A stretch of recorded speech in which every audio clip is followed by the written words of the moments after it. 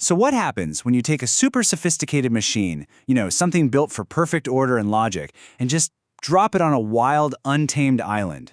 That's the core idea behind Peter Brown's incredible book, The Wild Robot. And let me tell you, it's not just some survival story.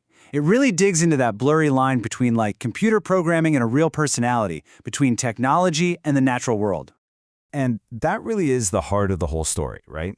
The question isn't just, can a robot physically survive out there? It's way deeper. It's asking if something that's all logic, all programming, can it actually learn? Can it adapt? And maybe, just maybe, can it belong somewhere it was never, ever supposed to be? All right, so our journey starts, well, not with some carefully planned mission. No, it begins with a totally violent, chaotic accident. It's something that throws our main character into a world she is just completely unprepared for. Just picture this for a second. You've got this massive cargo ship, and it gets completely swallowed by a hurricane. Hundreds of these identical crates just get tossed into the ocean. Most of them get crushed by the deep-sea pressure or smashed against rocks. But just one single crate, somehow miraculously survives the whole ordeal. And this one surviving crate, it washes up on the shore of this remote island. Now, the beach is already covered in the wreckage of 4 other robots from that same ship. And right here, this is where a group of, super curious sea otters come along. They're poking at this weird new object, and they accidentally hit a switch, and just like that, they bring our robot to life. And boom, she activates. But her first words, they're not really hers. They're totally sterile, completely pre-programmed. She identifies herself as ROSM Unit 7134, a machine built for tasks, for orders. The thing is, on this island, there are no masters to serve. There's just the raw, unforgiving rules of nature. So, she gives herself a name, Roz. And right here, this is where Roz's real journey kicks off. It's like she has to totally reboot her whole purpose in life. She's got to shift away from all that pre-written code and basically install a brand new operating system, one that runs on pure observation and, instinct. You have to understand, to the animals, she is a total intruder. She's shiny, she's loud, she's completely unnatural.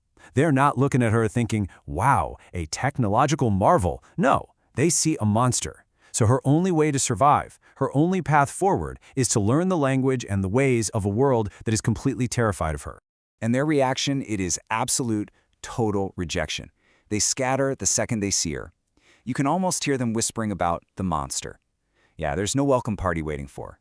Just this deep, terrifying isolation. Roz is completely, utterly alone.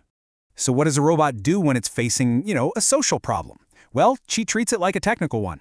Her learning protocols just kick right in, and she starts this very methodical process. First, she just observes. Then she starts to actually learn the languages of all the different species. After that, she starts to communicate.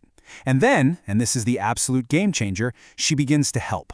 She uses her unique robot abilities to actually become an asset to the whole community. But what starts as this logical approach to just staying alive? Well, it soon evolves into something totally unexpected. Something that starts to look an awful lot like a genuine connection. Slowly but surely, the animals stop seeing a monster. They start seeing a neighbor, maybe even a friend. And then something happens that changes absolutely everything. Roz finds this orphaned gosling egg, and she becomes a mother to the little chick inside, who she names Bright Bill. All of a sudden, this isn't about survival anymore. Now, it's about family.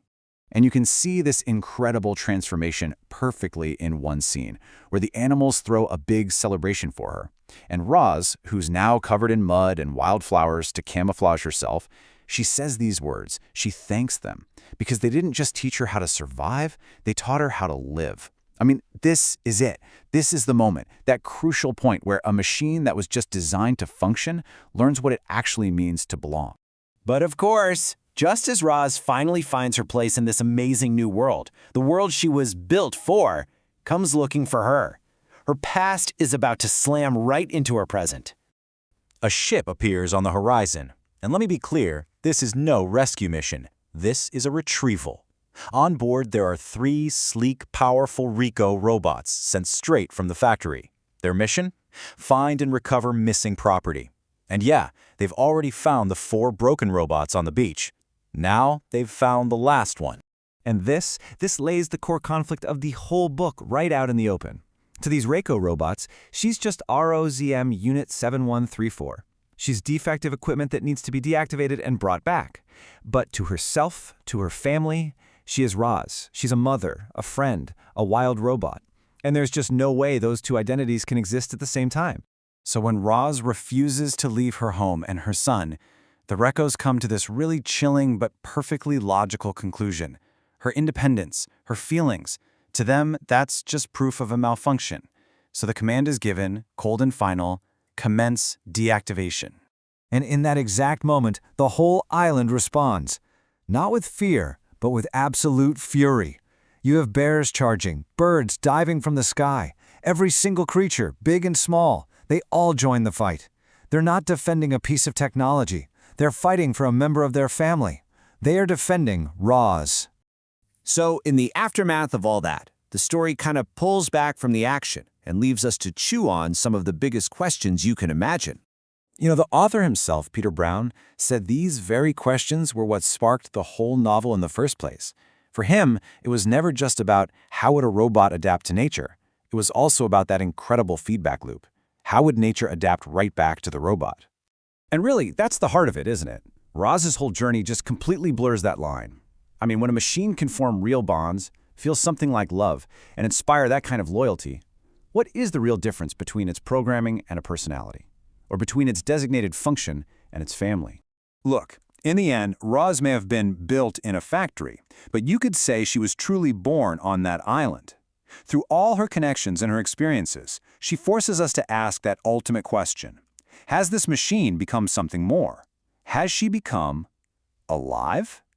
And that's an answer the book leaves for you to decide.